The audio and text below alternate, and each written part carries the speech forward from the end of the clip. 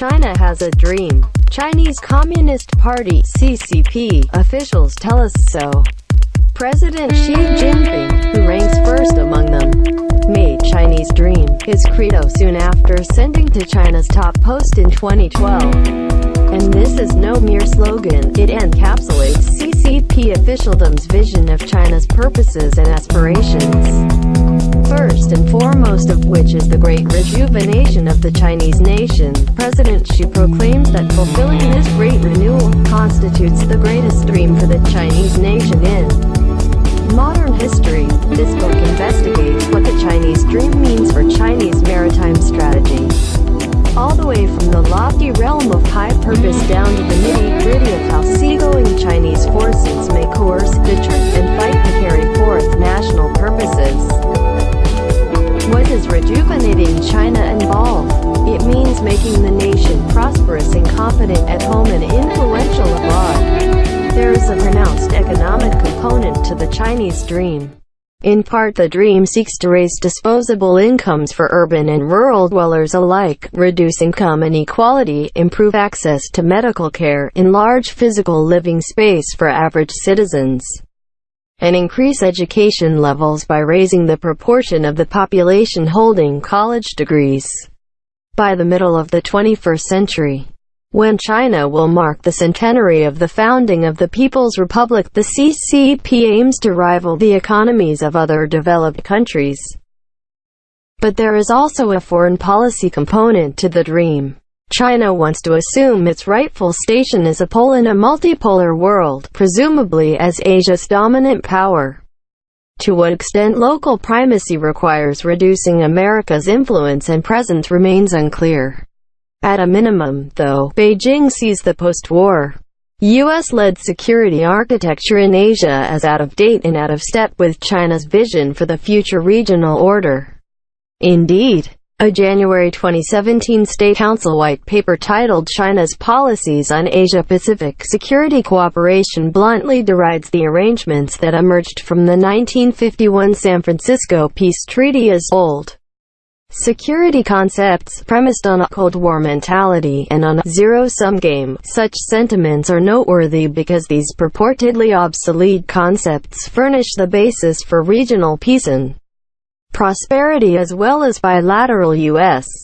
alliances across Asia. They are also noteworthy because Communist China, though not a founder of the UN system instituted in San Francisco, is one of 5 permanent UN Security Council members entrusted with upholding it. It is a co-guarantor of the UN system yet now denounces that system in unequivocal terms. While objections to hegemony and other manifestations of U.S. primacy in Asia have constituted a staple of Chinese diplomacy since the communist regime's inception in 1949, China's burgeoning power enables Beijing to make good on its intent to alter the U.S.-led status quo and revise the international order to its liking. The logic of the Chinese dream, accordingly, mandates that Beijing mold the existing order in ways that accommodate Chinese power, ambitions, and interests. There is a martial component to this project. Xi has spoken of a strong army dream, or strong military dream, that he believes should propel military modernization and reform. Strong ground, air, and naval forces represent the long arm of foreign policy, for China as for other ambitious nations. Military power advances national purposes. Military power also certifies China's rising stature in the pecking order of international politics. In November 2012, while addressing the 18th National Congress of the Communist Party of China, outgoing President and Xi's immediate predecessor, Hu Jintao, proclaimed that building strong national defense and powerful armed forces that are commensurate with China's international standing and meet the needs of its security and development interests is a strategic task of China's modernization drive. Last but not least, there is a cultural and historical component to the Chinese dream. If proponents call for rejuvenating or renewing something, they are admitting tacitly that it has fallen into decay. Those who long for a Chinese restoration blame outsiders for the nation's decay. but by making itself prosperous and influential. China could banish painful memories of its century of humiliation at the hands of seaborne conquerors. It could regain lost stature and perhaps even resurrect the Sinocentric order that once prevailed in Asia. Honor and dignity would be satisfied. In essence then, China aspires to national greatness. Xi Jinping embodies the Chinese dream's rhetorical and leadership components. His credo constitutes as clear a statement of political purpose as any leader could make. President Xi further codified his Chinese dream at the 19th Party Congress held in October 2017. The all-important Congress marked the end of Xi's first five-year term while providing a forum to chart China's course for Xi's second term in office. In a speech that ran for nearly 3.5 hours, Xi delivered a progress report while spelling out his ambitious vision. The tenor of his work report to the Congress was strikingly bold. Xi couched his long-term aims repeatedly as the Chinese dream.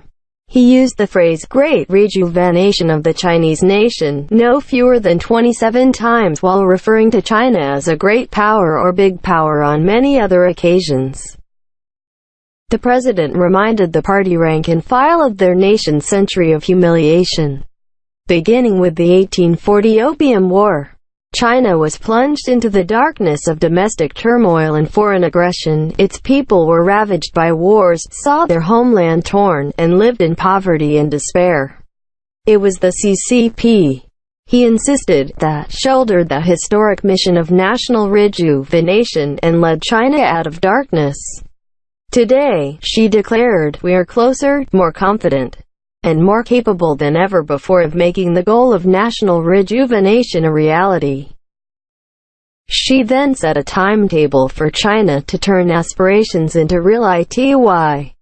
By 2020, he prophesied, China will be a moderately prosperous society, having raised its per capita GDP. Worked toward greater urbanization, alleviated poverty, undertaken new investments in research and development, improved environmental protection, and bolstered its industrial base. Between 2020 and 2035, China will strive toward socialist modernization, taking station at the forefront of world economic and technological power. Thus, he accelerated the program by 15 years beyond earlier plans that envisioned socialist modernization by 2049, the centennial of the founding of the People's Republic. Xi went on to forecast that China will have transformed itself into a great modern socialist country by mid-century. By then it will have made itself a global leader in comprehensive national power and international influence. In the meantime, China will prosecute great power diplomacy with Chinese characteristics, defending its interests forcefully. Xi assured the Congress that China will never sacrifice other countries' interests as the price for its own development. But it will never abandon its own legitimate rights and interests. No one should be deluded into thinking that China would swallow the bitter fruit of harming its own interests to put power behind Chinese foreign policy. Xi pledged to build a potent military. He exhorted the citizenry to work together to create a mighty force for realizing the Chinese dream and the dream of building a powerful military. His formula suggests that military strength is integral to the Chinese dream. Here, too, Xi set a timetable. The People's Liberation Army (PLA) will have made itself into a modern force by 2035, and by mid-century it will be fully transformed into world-class forces. The Chinese dream, then, means orchestrating China's rise to regain its historically rightful place in Asia and beyond. This renaissance, maintain party potentates, will wash away a century of dishonor, generate great wealth and power, endow Beijing with new diplomatic influence, and help China assume a leading position in global military affairs. These grand ambitions represent the context within which China's bid for sea power progresses. Outsiders attempting to comprehend and respond to China's seaward enterprise must discern how implements of maritime strategy help China fulfill its dream. They must ask how naval power and strategy, the strictly military element of sea power, fit into this larger scheme. And they must divine whether sea power and the naval instrument align with China's larger national mission. Historian and U.S. Navy Captain Alfred Thayer Mahan's conception of sea power opens a window into these essential questions. Many nowadays view Mahan as a relic, but he was ahead of his time in depicting maritime strategy as a variety of grand strategy, which is doubtless why so many Chinese strategists consult his works so avidly. He is a kindred spirit. CCP leaders, in short, regard sea power as an essential component of statecraft for realizing the Chinese dream. Maritime commerce, political will to the seas, and naval power are indispensable to rejuvenating China. Under this rubric, Beijing will strive to amass wealth and ever-increasing economic productivity through seagoing commerce. The commercial imperative manifests itself in China's One Belt, One Road initiative, to name one example.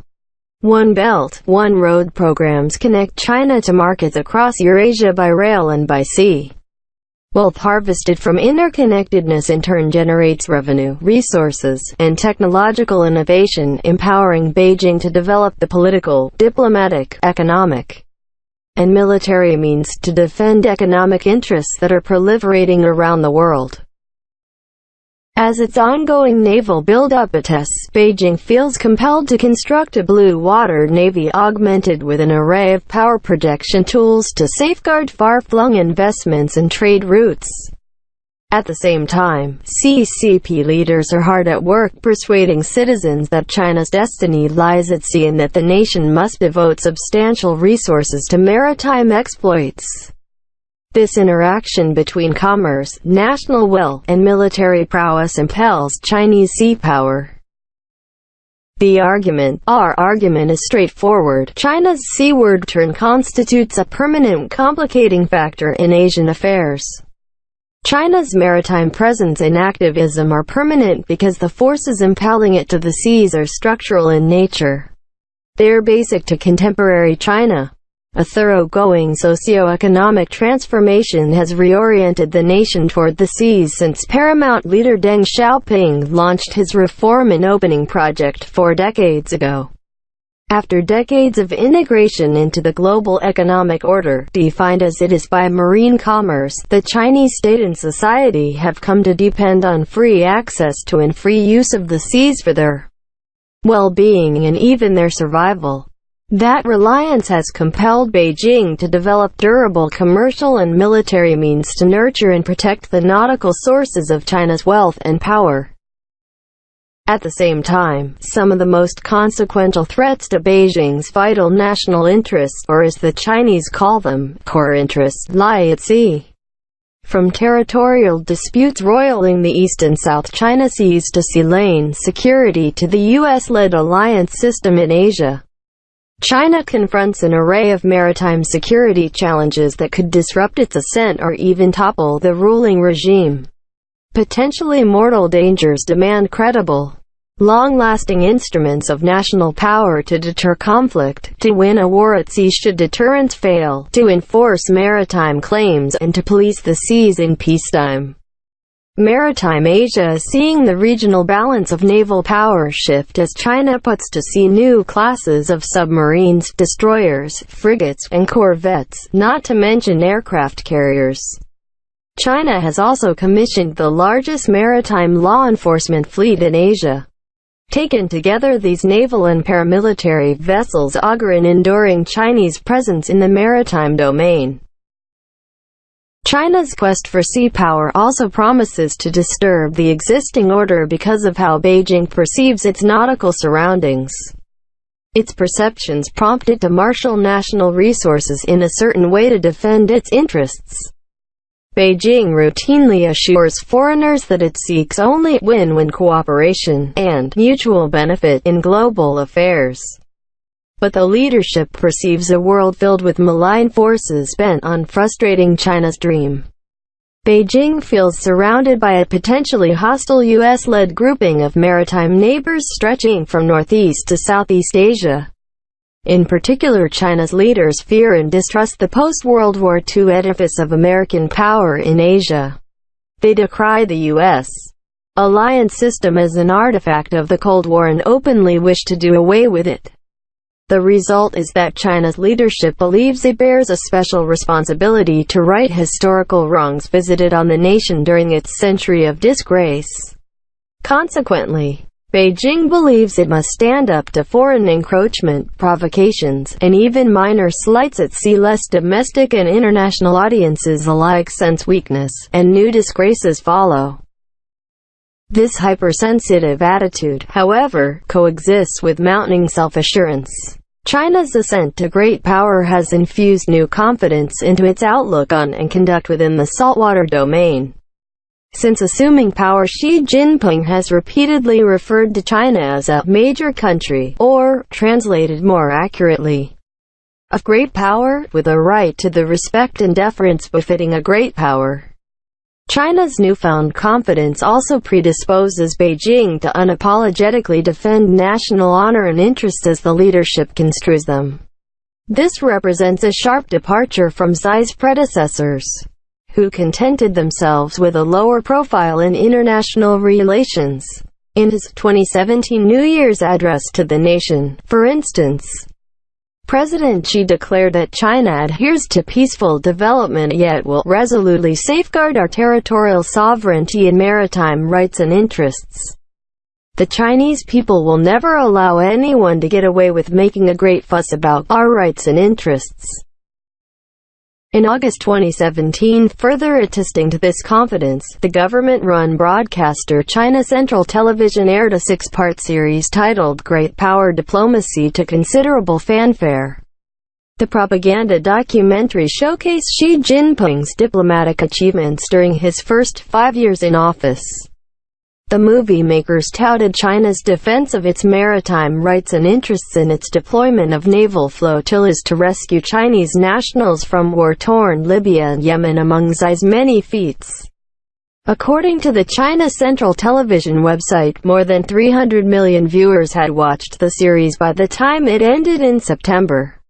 More than 500 million followed it on a microblogging website. This contradictory mix of insecurity and swagger promises to remain a defining feature of China's seaward turn.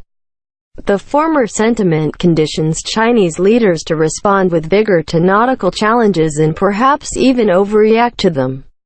The latter emboldens China to assert its prerogatives more openly and forcefully than in the past.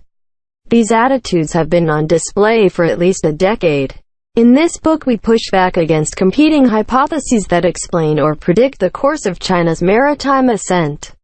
We contend, for example, that Chinese sea power is no mere byproduct of nationalism or the whims of political leaders. Nationalism plays a powerful role in advancing China's quest for sea power. But it is not the cause of China's march to the seas. Rather, Chinese leaders have tapped into a deep and pre-existing reserve of national willpower to pursue China's open ocean destiny. We maintain, furthermore, that Chinese sea power is not intrinsically at odds with China's strategic traditions. While continental ways of thinking are clearly integral to Beijing's worldview, the notion that China's landward priorities will inhibit if not thwart its maritime project reeks of determinism. The resolve and resourcefulness Chinese political and military leaders have shown over the course of decades and the track record they have compiled thus far suggest it would be imprudent to disparage China's quest for sea power. Indeed, ample evidence documented here demonstrates that China is not fated to fail at sea. Skepticism and even hostility greeted this argument when we advanced it in the first edition of this volume. It is a testament to how far Chinese sea power has come that our central idea about China's seaward turn no longer occasions controversy. Stories detailing Chinese exploits at sea, including construction of islands at the heart of the South China Sea, now appear regularly on the front pages of the New York Times, the Washington Post, and the Wall Street Journal. Events have borne out our hypothesis. Nevertheless, the sources and implications of Chinese sea power are still highly debated. In other words, there remains plenty of analytical space to fill. We believe this new edition carries forward and adds to the discourse about China's maritime rise and its potential impact on security in Asia and beyond. To reiterate, we believe a coherent and powerful logic animates China's bid for sea power. It derives from economic, geographic, political, diplomatic, and strategic imperatives. Our goal is to break down and examine that logic to demonstrate that this is no passing fancy for a seafaring China. It is a reality that fellow mariners ignore at their peril. Structure of the argument. If the interplay among commerce, national willpower, and martial prowess defines Chinese sea power while imparting direction to Chinese maritime strategy, it makes sense to structure this book around commerce, strategic will to the sea, and the military implement. Chapter 1. Mahan's Lingering Ghost uses Mahan's works to fashion an analytical device for evaluating the present state and future direction of Chinese maritime strategy. We then spend the balance of the book applying that device to appraise the commercial, political, and military facets of Chinese sea power. Mahan's works are no reliquaries for outdated ideas. America's Copernicus of sea power, we find, proposes both a durable logic of political purpose and grand strategy toward the sea and a durable grammar of saltwater military strategy. 13. The logic of maritime strategy enjoins political leaders and senior commanders to pry open and sustain commercial access to important trading regions, while the grammar of naval warfare instructs naval commanders to seize command of waters necessary to guarantee commercial and diplomatic access. Commerce comes first on both the plane of grand strategic logic and the plane of martial grammar. Chapter 2. Economic Geography of Chinese Sea Power, and Chapter 3. Strategic Geography of Chinese Sea Power, employ geography as a prism for refracting the commercial and strategic imperatives shaping China's seaward enterprise.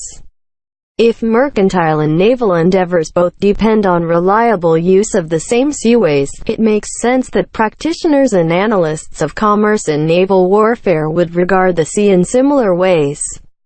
Chapter 2 points out that the web of trading relationships that China has spun since Deng Xiaoping's reform and opening movement has beckoned China permanently to the seas. Businesses and citizens are crowding the mainland's coastal zones, giving rise to socio-economic upheavals that will leave their imprint on Chinese maritime strategy. Indeed, it is doubtful that China will ever revert to being a wholly continental state. Its grand strategy will have a saltwater flavor from now on. Geography molds grand and military strategy as well as commercial undertakings. Chapter 3 investigates how Chinese political and military leaders interpret the First Island Chain, the series of islands that runs from Japan through Taiwan through the Philippines and perhaps beyond. While some commentators believe China interprets the island chain in purely operational terms as a defense perimeter or a line demarcating where the PLA Navy will operate, we will show that this is a feature infused with grand strategic import for Beijing. How China views the island chain will shape PLA warfighting strategy, to be sure. But it will also shape how CCP leaders promote commercial and diplomatic outreach, bringing the nation closer to its Chinese dream. Chapter 4. China's Strategic Will to the Sea, examines an intangible yet no less essential element of Chinese sea power. Over successive generations of leadership, going back as far as Mao Zedong during the Chinese Civil War's endgame, China's political and military leaders have sought to harden their nation's resolve to pursue sea power. We demonstrate that each generation articulated a powerful rationale, tailored to conditions prevailing at the moment, to justify seaward endeavors. The campaign gathered momentum after Deng Xiaoping opened China to the world, and has accelerated to breathtaking speed in recent years. Combined with the geographical imperatives outlined in Chapters 2 and 3, national willpower drives China to master its nautical environs. Chapters 5 and 6 explore how China has gone about assembling a powerful fleet and how it might deploy that fleet in action. In Chapter 5, Fleet Building with Chinese Characteristics, we take a retrospective look at past continental societies that entertained saltwater ambitions and conclude that such societies can go down to the sea in ships given adequate resources and strategic moxie. China has taken an experimental approach to fleet design. Chinese shipwrights build a few variants of a ship type. Then PLA Navy crews take each variant to sea to learn its good and bad design features. These field trials feed into future improvements. A design goes into mass production once the plan leadership is satisfied with its performance. Fleet experimentation has helped Beijing field an impressive navy in short order without incurring undue risk of technological failure. We also point out that sea power involves far more than the Navy for China. Shore-based fire support augments the fleet's innate firepower so long as the fleet operates within reach of fire support weaponry. But China's all-encompassing approach to sea power goes further than that, harnessing not strictly military implements of maritime might. The China Coast Guard has become the leading defender of China's claims to sovereignty over sea, sky, and land features in the China Seas. A maritime militia is embedded within the fishing fleet, meaning that fishermen constitute an unofficial auxiliary for law enforcement and naval endeavors, as they have for many years. Beijing's holistic approach to nautical affairs is something Americans and their Asian partners must fathom and figure out how to counter. In Chapter 6, Fleet Tactics with Chinese Characteristics, we examine the tactics whereby the plan will fight alongside the land-based arm of sea power. The plan, like its fellow services, will put Maoist active defense into effect during sea fights in the China Seas or Western Pacific. In all likelihood, Chinese commanders will aim attacks at the U.S. Pacific Fleet as it approaches from Hawaii or the North American West Coast in hopes of enfeebling the fleet as it comes. We forecast that these attacks will disperse forces in space yet concentrate them on top of their targets simultaneously to saturate American defenses. Many different weapons will arrive from many different axes at the same time, overloading U.S. Navy defenders. How to rebuff such tactics represents a pressing question for American tacticians. In Chapter 7, Chinese Sea Power in the Missile Age, we focus tightly on anti-ship missiles as the final material ingredient of Chinese sea power. We survey extensive Chinese literature describing the history, technical evolution, and latest tactical developments relating to ship-killing armaments to gain insight into how the plan and its sister services may employ missiles in a war at sea. We show that Chinese scholars and military officers, along with engineers from top-flight universities and research institutions, have formulated concepts and doctrines aimed at deterring and failing that defeating their nation's most consequential military threat, the U.S. Navy. If the writings and predictions of these experts are any indication, sea combat this century will be as violent and lethal as the titanic battles that constituted World War II in the Pacific. The intellectual energy and imagination these thinkers and theorists have invested to develop ideas for missile campaigns suggest that the United States and its allies must take the Chinese missile threat with utmost seriousness. Chapter 8, U.S. Maritime Strategy in Asia, presents a retrospective on U.S. maritime strategy making in recent decades. We posit that U.S. naval history oscillates between major conflicts and more tranquil interludes, and that the focal point of U.S. maritime strategy changes with the times. After winning big against a peer antagonist, as in World War II or the Cold War, the American sea services reconfigure themselves for the less daunting constabulary missions they expect to perform when no great power rival is in view. Having grown accustomed to constabulary duty, They find it hard to reinvent themselves for high-intensity combat when a peer challenger does come into sight. That constitutes the challenge before the sea services today. We postulate that the U.S. Navy, Marine Corps, and Coast Guard are attempting to remake themselves to meet the China challenge, and that this is a task of grave moment for America's strategic position in Asia.